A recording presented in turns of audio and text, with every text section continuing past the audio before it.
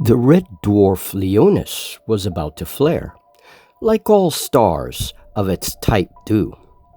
The generation ship Integrity, now playing the role of space station, was moved to the relative safety of the dark side of the planet, further disrupting communications with Legacy Colony.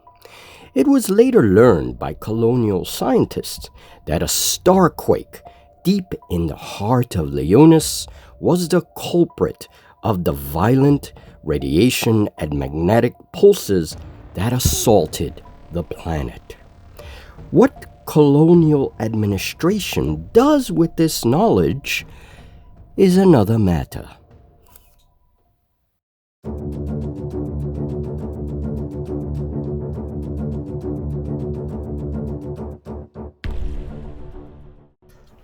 Welcome everyone to MJ Hobby Corner, and this is turn number 4 for Planetfall. Now this could be the last turn. Our patrons are voting to see if there's a 5th turn or not. Once this game is finished, we do have plans for an RPG. Stars Without Number, that will be our RPG. But for now, we need to finish Planetfall. I want to see what happens. We are going to be left in a cliffhanger, unfortunately, because this was a short demo game. How are you feeling, Julie? I am feeling better. Much better than I was just a mere few days ago. Yes, of course. Julie wasn't feeling well, guys, so... but she is feeling better, and she's ready to take on the role of Magenta. Now, let us start the turn. But before we start, Leonis, the red star, that red dwarf in the sky, is flaring. Uh-oh. This is a house rule. I talk all about red stars and star effects and all that stuff in my zine Star Builder. So we're testing this out a little bit, and I decided to throw in this narrative effect. This is a house rule. This is not in the Planetfall rules. So Leonis is flaring. What does that mean? Well, Julie's going to make a D4 roll to see how much damage our colony takes. There's no like hit roll or nothing like that. Basically, the star has flared. Janus 336, which is the world right close to the star, is going to take a ton of radiation. It's a big solar storm. All right, so this includes gamma rays and all kinds of things that, well, does wonderful things to our colonists. So I don't know if they would think they were so wonderful. Yeah. I think our med ward is gonna be full with all these sick people. So radiation sickness, but also damage to the actual colony, to the buildings. And mechanically, what that does is that will affect us in the post-battle steps when we look at colony integrity. Because this damage, whatever we take, is going to affect us then. All right, Julie, roll that D4. Please don't roll high, please. Well, then maybe you should roll. 2. All right, not bad. Not bad. Okay, so the atmosphere of Janus 336 is thick enough that it protected us from the main parts of the storm. Now, the colony still took 2 damage. So here's what happens. When we look at our stats, we see that repair capacity is 1. So that's going to bring us to the pre-battle steps, the repair phase. Okay. We automatically repair 1, so 2 minus 1 is 1. So we get 1 point of damage. So maybe a few colonists, a couple of the computer systems, right? A little bit of structural damage. Nothing major. Yes, not complete havoc. Not complete havoc. All right. Well, that was cool. Okay. So, first things first, the first pre-battle step is recovery. All we did for that is we now know that these 2 are going to be out of med ward at the end of this turn, and then this turn is going to go down for our friend Viper there. All right, so that was recovery. That is the first step. Then repairs. We repaired whatever was affected by the solar storm. We're okay. We have 1 point of damage, which I'm going to have to keep track of for the post-battle. We're going to see what that does in the colony integrity phase. I'm not sure what that does. Okay. Next is scout reports. This is important because Gamora and Scales are among the characters. There's Gamora, there's Scales, our little lizard man swift with the wings. Now, remember, from last turn, any event or scout report that involves movement of the enemy does not move because we did affect them when we attacked last mission. So we have to remember that. But Julie, you go ahead and roll. And these are percentile dice. So you just tell me the number. The scout missions are one of my favorite parts. Yeah, because they add to the story. So you go ahead whenever you're ready. 93. 93. Well, 81. Revised survey. Randomly pick a map sector if it is not yet explored. Generate resource and hazard levels. If it is explored but not yet exploited, increase the resource level by +1. If it has already been exploited, generate new resource and hazard levels. You can exploit it again. You know, exploiting a sector might not be a bad idea. That's what Valerian wants to do. He wants to completely exploit a sector. That will give us more raw materials for building.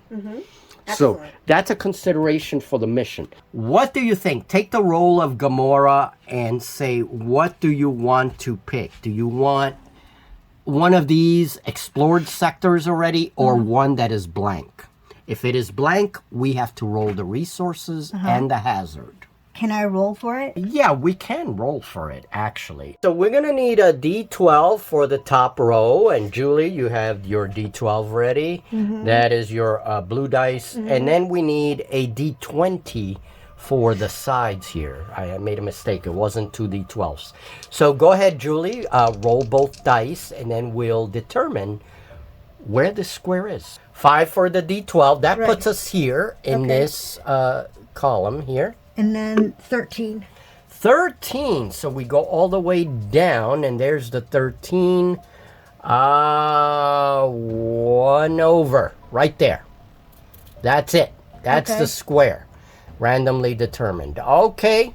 So that's it. We're going to have to roll resources and hazard. 2d6 twice. So first 2d6, picking the lowest score, is for resources. So go ahead. 4. 4 resources. Okay, not bad. Now roll the second set, and this is for hazard. Hazard level.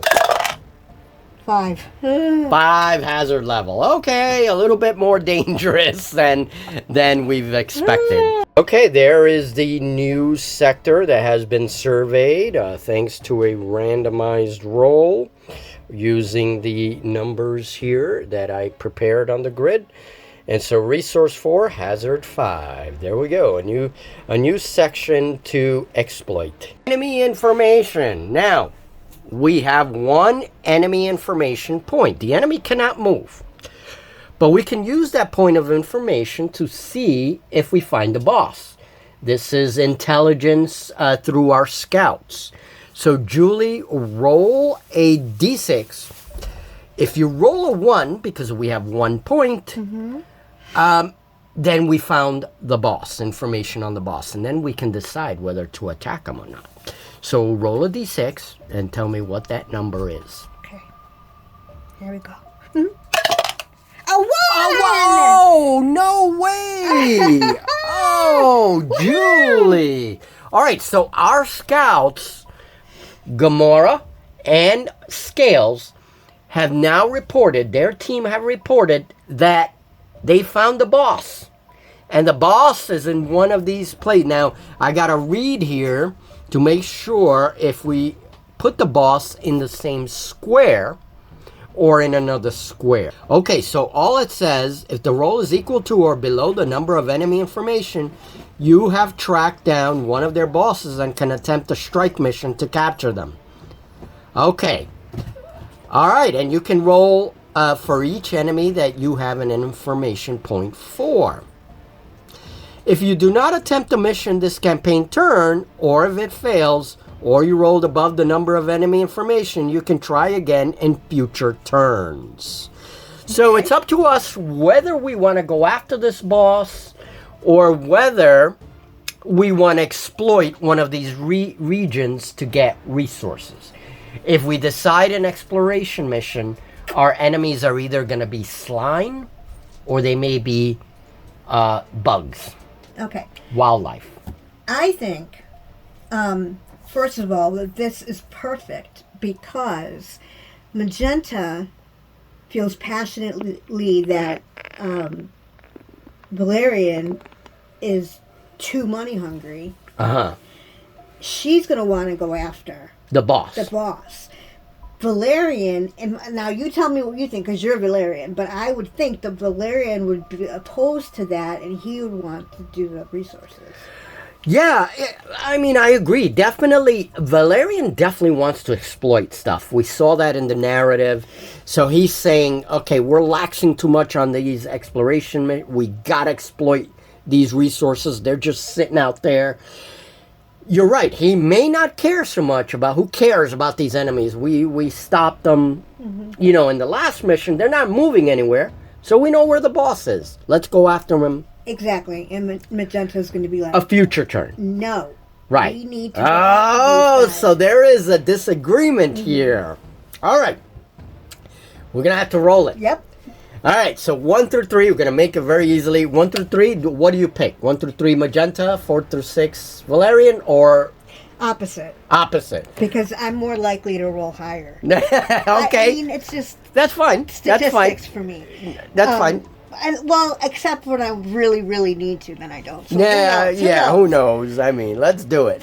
So 1 through 3 is Valerian. All right, go ahead. 3! Oh, no! Oh, Valerian wins. Go after them. So Magenta's like putting her argument. What do you say in this meeting to Valerian? I'm assuming we're meeting with our scientists, with our head of security, which is Jax. We're meeting with Trinity. And what do you say, you think? This is what Magenta would say to Valerian. She would say, look, I know that you really want to exploit the resources because you're so consumed with making money. However, if we know where he is, we need to get him. If we don't do that, they'll come after us, and you won't be able to exploit anything. Oh, good point. Oh, bing, bing, bing. Well, Valerian's going to sit back and adjust those dark glasses and give you that usual smirk that gets up under everybody's skin. Yes. And he's going to put forth the argument that if we don't put time into extracting these resources and actually building up this colony, Unity is going to cut us off. They're going to be like, that's it. No more funding for you. You know, get out of there. It's not working. And he wants to show that the colony is doing well, that it's working, that it's economically feasible, and that Unity, the whatever mega corporation we work for, Helios Core Logistics, is going to get their money back so that they can continue to support us. Now, if Helios Core Logistics decides not to support us, Unity could step in and say, okay, this colony is a failure. Everybody needs to get out. You know, evacuate. Or you're on your own, basically. And, well, I do grudgingly agree with you that could be something that would be possible. However, I disagree. I just disagree. All right. So Trinity's probably going to come in and say and be on and really jab because she doesn't like Valerian, and she's going to jab Valerian by agreeing with you. But we also need scientific missions to support new technology, and so she puts forth that argument. So Trinity's on Valerian's side. No, Trinity's on Magenta's side. She says that first the threat should be neutralized so that we can continue our science projects. Yes, she's not so much thinking about exploiting. She wants science missions, right, so that we can, that could be turned into an economic agenda as well. Yeah, I agree with you. That's what Trinity was. She says we need more vaccines because of the alien virus that we experienced earlier. We need more treatment against radiation because of what's happening with the star. And we escaped some real damage, but that star could flare up again. That's going to be her argument. All right, so she is going to be with Magenta and kind of jabbing it to Valerian, but Valerian's not going to care. No, of course not. He's going to sip his, hot coffee or whatever it is they drink, 3D printed coffee, and he's just going to stay cool and be like, no, I think we should exploit the sites. So Valerian wins. He wins. That's no. All right, let's continue. Let's see. I shouldn't have been so cocky about saying I roll too high. And then I would have won. Damn it. Magenta suspects Valerian of something. We are connecting Planetfall with my previous 18 episodes of 5 Parsecs from Home, and there was a character there. Captain Aurora Lyles, and we are connecting Planetfall with that. So she is suspecting Valerian of something. Yes, she has been. That there was a shady patron in those 18 episodes who was very powerful, very rich, who used Captain Lyles for his shady deals. And so she suspects it was Valerian. She suspects that Valerian and that patron are one and the same. She has a very high suspicion. Right. Yes. Even though that patron was named Erickson, she thinks that was a fake name. Yes. And he also went by the alias Archangel. Right. So she thinks Valerian and Erickson are one and the same. Yes. All right. And so we don't know. We don't know if that's true yet. Right? She's just... Remember, she is an investigator for Unity. She's undercover here. Yes. So that's a move forward. All right, I'm going to give us a story point, damn it. We deserve it. We do deserve it. Yes, that raises our story points for sure. All right, so that gives us 3 story points now. And let's keep going. So we skip rolling on the enemy actions table because the enemy cannot make a move this turn. Thanks to last turn's mission. And now let's roll on the colony events. All right, Julie, roll a percentile. Now something will happen now in the colony, and we will see. All right, I'm helping Julie out with the percentile. Oh, sorry. There you go. Yeah, my vision is very... Yeah, not a problem, not a problem. All right, let's see. What happens? Just roll the dice. Oh, but I have to tell you which one is which. Yeah. So the ducky is 10. Okay. 91.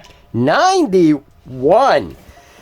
Supply ship. Okay. Speaking of Unity, supply ship. A Unity supply ship is en route carrying spare parts and fresh supplies.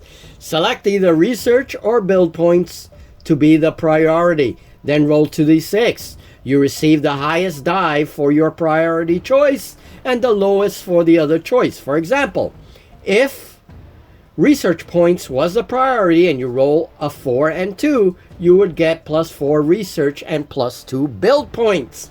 Add +1 grunt to your roster. We can replace our grunt. So one of the colonists steps forward and says, I want to be part of the security force. Yes, I want to die. Why not? All right.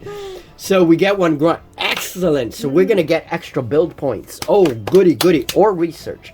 So what do you want to make priority? Research points or Research. Research? Yes. All right, that's going to affect the post-mission. So, roll the dice, 2d6. Oh, wait a minute. Maybe building points. What do you think? I'm kind of... I was thinking like magenta. That's why I said... Well, I mean, if you want, yeah, magenta wants research, then research it is. Maybe we should do buildings, because we do need to build stuff. Research will unlock things from our research tree. Okay. I know that we did, like, environmental research was the thing we were focusing on. So, yeah, environmental theories, I believe it was. Mm-hmm. Yeah, environmental adaptation. Right, yeah. No, environmental research. I'm sorry. Oh, okay. Environmental research. So we unlocked environmental research. Okay. And we have a shit ton of options there. We have, like, hardened life support system, locally adapted food production. So if we did research on that, we could actually build a place where we can grow our own food. Right, got you. But we need build points. Correct. Well, that's why I think, since Valerian won, we can exploit the resources on one of those sites and get those raw materials. Okay, so that means I can use this for the research instead of the build. If you want to, yeah. All right, let's do research. You're going to do research first? Okay. So I'm rolling 2 what? 2d6. The highest die is for your priority, and then whatever we roll for the second dice, that's build points. So we still get some build points in addition. Yes. Just the highest goes to research. So a 6 and a 5 would be? Oh my god, that would be amazing. A 5 and a 3. Oh, okay, so we get 5 research points. Oh, I think we could definitely do the food production facility. 5 and a 3. Now, this is an enhancement over whatever food production we already have. This is like an actual agricultural building. Mm-hmm. So, 5 research points and 3 build points. Awesome! Awesome. So, the Unity supply ship has come, and that makes Valerian's point, because as soon as that message comes in, he's going to sit back and say to Magenta, I told you so. Magenta's going to stick her tongue out at him. Magenta's going to stick out her tongue at him. He's like, I told you so. See, if we don't start exploiting these resources, these supply ships are going to stop coming.